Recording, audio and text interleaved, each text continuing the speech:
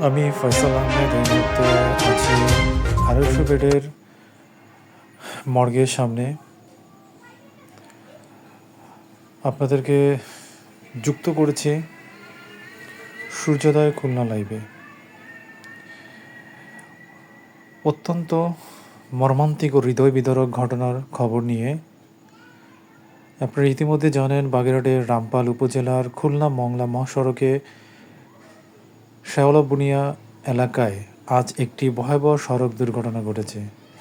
বিয়ের অনুষ্ঠান থেকে বাড়ি ফেরার পথে একটি মাইক্রোবাসের সঙ্গে নৌবাহিনীর একটি বাসের মুখোমুখি সংঘর্ষ হয়।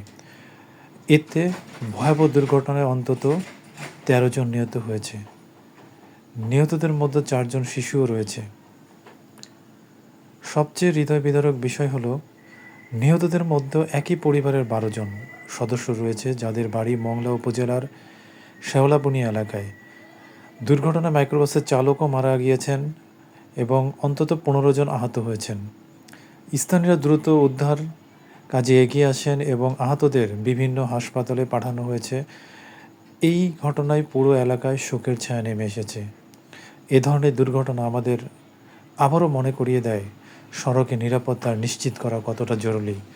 সংশ্লিষ্ট কর্তৃপক্ষের কাছে এলাকাবাসীর দাবি, এই দুর্ঘটনা দ্রুত তদন্ত করে প্রয়োজনীয় ব্যবস্থা নেওয়া হোক, যাতে ভবিষ্যতে এমন মর্মান্তিক ঘটনা আর না ঘটে। আপনারা সবাই নিহতদের জন্য দোয়া করবেন এবং আহত দ্রুত সুস্থতার জন্য আল্লাহর কাছে প্রার্থনা করবেন।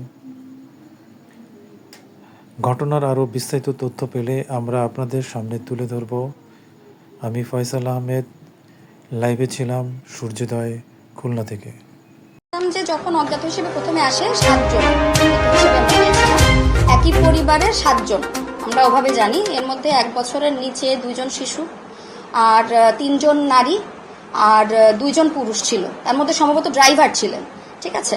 আর এর পরবর্তীতে যে এইমাত্র আমি একটা বাচ্চা ছেলেকে দেখলাম, টিনেজার, মোটামুটি 12-13 বছর আনুমানিক বয়স হবে, এটা আপনারাও দেখেছেন। তো এই টোটাল মোটামুটি 8 জন। আর একজন খুবই ক্রিটিক্যাল অবস্থায় হসপিটালে ভর্তি হয়েছে, তার অবস্থাও খুবই সংকটজনক, চিকিৎসা চলছে। আর পরবর্তী আপডেট তো এখনো আমরা জানি না, চিকিৎসা চলছে এখন আমি জানি। জি জি জি, আমার নাম ডাক্তার মেহনাজ মোশাররফ, আমি এখানে ইমার্জেন্সি